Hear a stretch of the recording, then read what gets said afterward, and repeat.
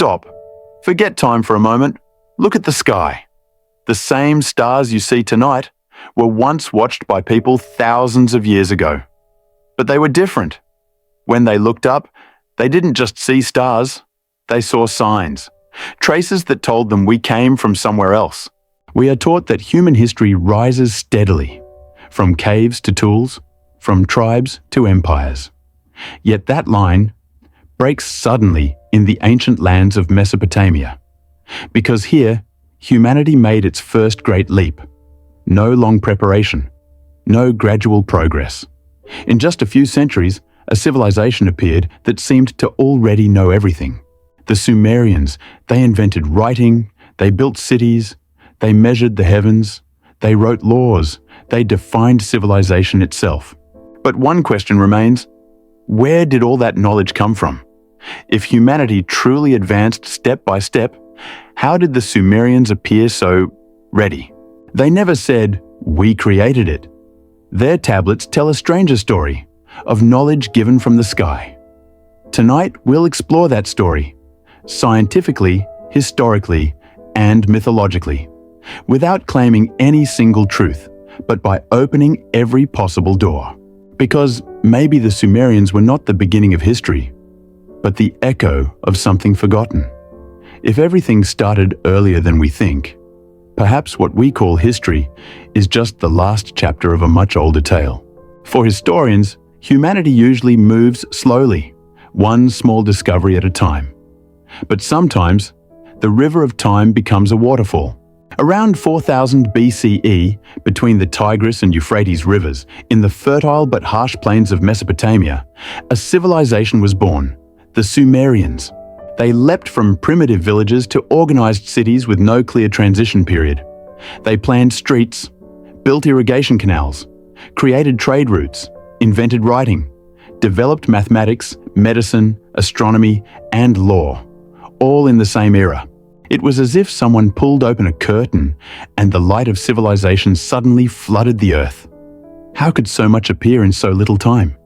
The Sumerians didn't claim they had invented it all. They said their knowledge was given.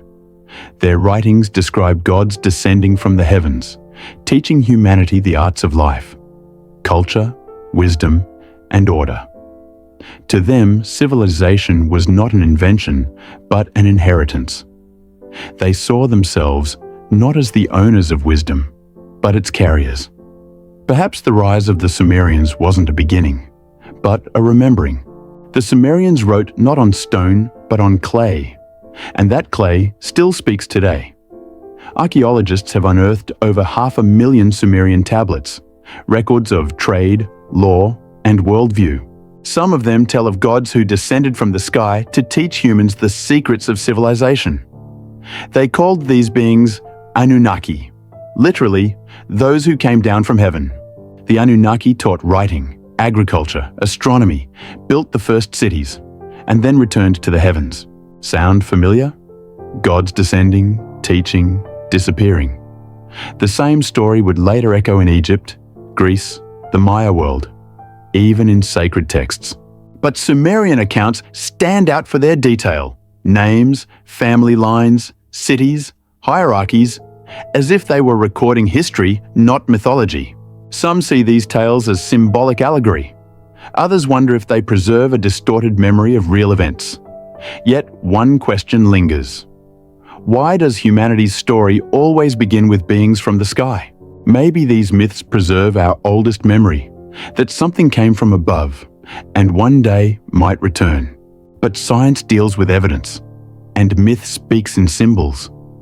The Sumerians stand right between those two worlds. Are these tablets myths or memories? The answer may be as old as the earth itself. Science looks not for legends, but for traces, in stones, in soil, in fragments of clay. And from those fragments, it builds a different story. Historians say the Sumerian sudden leap may only seem sudden. Excavations reveal older layers beneath. Small settlements of the Ubaid culture, the possible foundations of Sumerian society. Civilization didn't appear out of nowhere. It simply became visible all at once. Environmental factors also mattered. The Tigris and Euphrates provided fertile land, abundant clay for tablets, and trade routes that connected distant peoples. Floods forced engineering innovation. These conditions combined to create the perfect storm for civilization. As for the Anunnaki stories, many scholars interpret them as metaphor. The gods from the sky might symbolize the priest astronomers who studied the heavens, those closest to the divine. The Sumerians were extraordinary, but not necessarily supernatural. Still, beneath every explanation lies another mystery waiting to be uncovered. Perhaps what science cannot yet explain is still part of history. Science provides answers, but history often replies with questions. The Sumerians built the world's first mathematical system, not base 10, but base 60. Our minutes and seconds still echo that choice. But why 60? Where did that number come from? Was it astronomy or symbolism? They mapped the heavens with astonishing accuracy. Some tablets even depict diagrams resembling the solar system, with 12 celestial bodies. How could they know what the naked eye could not see? Coincidence? Invention? Or memory? Their texts also describe a great flood, a world covered by water, a man saved by a boat. Centuries later, we'd call him Noah. The same tale, different names. Sumer to Akkad, Akkad to Babylon, Babylon to the Bible. History doesn't always repeat itself. Sometimes it simply changes its words. Knowing history is easy. Understanding what was forgotten, that's harder. The Sumerians weren't alone. Across the world, other civilizations told remarkably similar stories, as if humanity spoke in one ancient language. In Egypt, gods descended to give knowledge. The Maya told of teachers from the sky.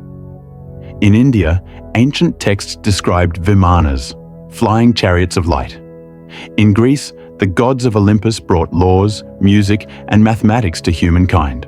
Different lands, different times, but the same pattern. Those who came from the heavens taught mankind. Coincidence or collective memory? Some scholars explain it as cultural diffusion, stories traveling with migrating peoples. Others wonder if these myths echo something even older, the fading memory of a lost age. Atlantis, Mu, Lemuria, names of myth or fragments of history. Different tongues, different gods, different symbols, yet always the same story. Once, the bond between heaven and humanity was unbroken. History is not one story. It is a mirror with many reflections, and the tale of the Sumerians can be seen through three of them. Scientific theory. Their rise was the natural result of long cultural evolution. The Ubaid settlements, fertile rivers, and trade networks created the foundation. The gods were symbolic rulers, leaders immortalized by myth. There was no miracle, only human persistence. Alternative theory. Sumerians were not inventors, but heirs, guardians of knowledge from an earlier, forgotten world. Perhaps a civilization long before recorded history rose, fell, and left its wisdom buried in memory. Knowledge is not always created. Sometimes it is remembered. Mystical theory. Descent from heaven may describe not beings, but consciousness. Anunnaki as the awakening of divine awareness within humankind. The Sumerians might not have spoken to gods above, but to the sky within themselves. Three theories. Three lenses on the same mystery. Maybe all are true, maybe none, because history is written not only by those who remember, but also by those who forget. Time erases everything, cities, languages, gods. Yet sometimes, something remains, an idea, an echo, a trace. From the Sumerians, we inherit not only clay tablets, but a question. Who were we? In searching the past, we aren't just seeking origins, we are confronting our limits. Because to understand the past is to realize how much we have forgotten. The Sumerians may have been the first civilization, or simply the last to remember. Look at the sky. The same stars, the same darkness, the same wonder. Where did we come from? And where are we going? Maybe every civilization, every faith, every myth is just another echo of the same truth. Once, we spoke to the heavens. Now, we are trying to hear that voice again. This video claims no single truth. It only asks questions. Because sometimes, what matters more than the answer is the act of asking.